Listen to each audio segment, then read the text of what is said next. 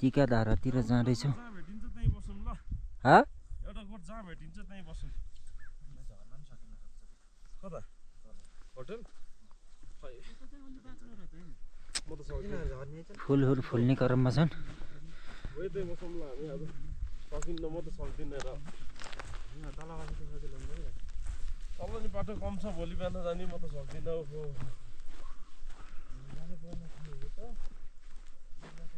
म त के भिडियो फोटो खिच्न नि पाएन, भोलि बिहान खिचेर जाने।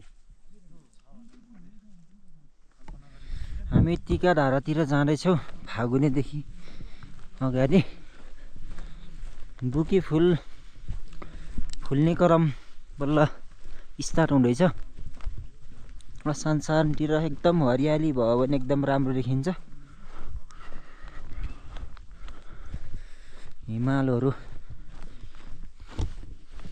देखियो हल्का फुल्का। मौसमले साथ दिएन।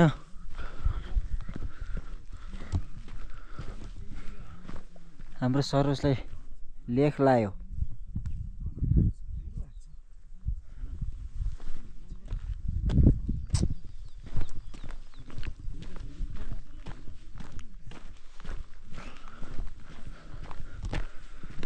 बुकी फुलहरू फुल्दैछ।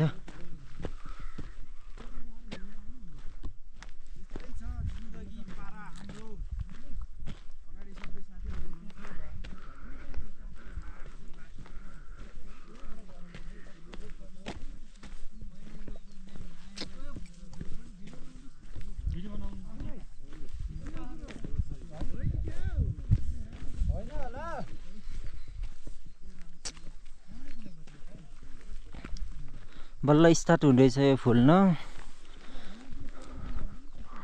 सबैतिर यस्तो फुल्यो भने यस्तो दामी देखिन्छ भ्यू। अब असार साउनमा फेरि आउनेछु म, भिडियोहरू अपलोड गर्नेछु, हेर्नु होला।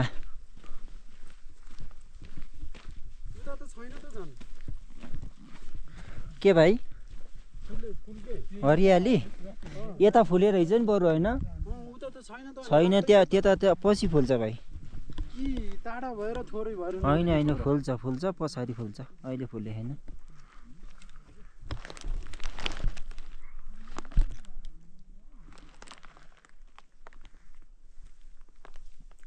अहिले कस्तो छ सरोज?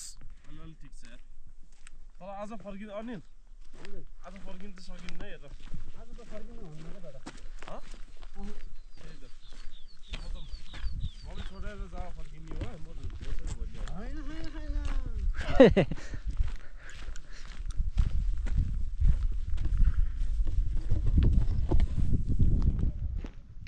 हामी फर्किनेछौँ टिका धारातिर।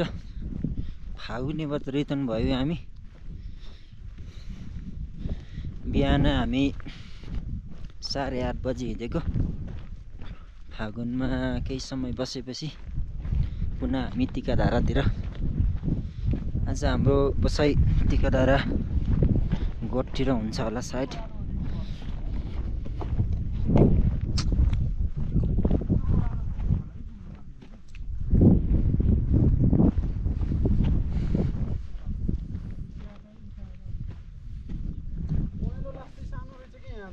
अलि उच्च हुन्छ के भाइ पछाडि?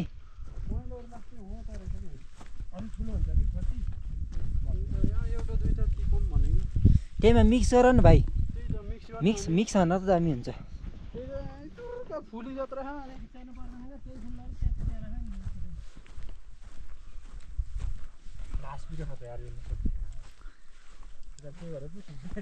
सेतो त यता रहन्छ फेरि।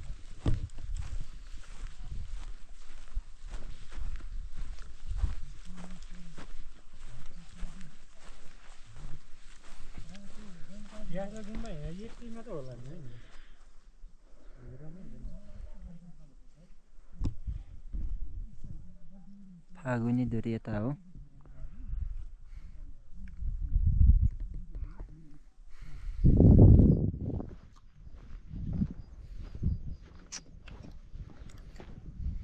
मोर्चुला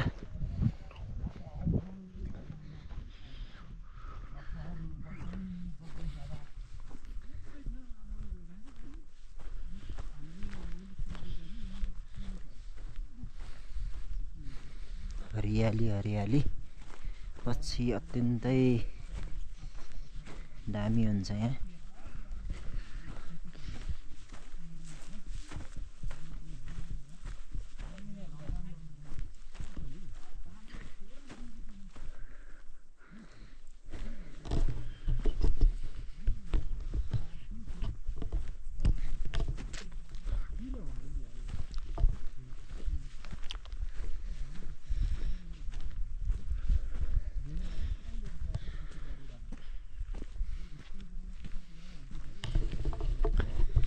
Okay, keep watching my vlog.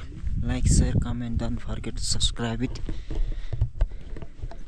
यस्तै नयाँ नयाँ ठाउँको गन्तव्यहरूको भिडियोहरू आइराख्नेछ। तपाईँहरू हेरेर प्रतिक्रिया जनाउनु होला।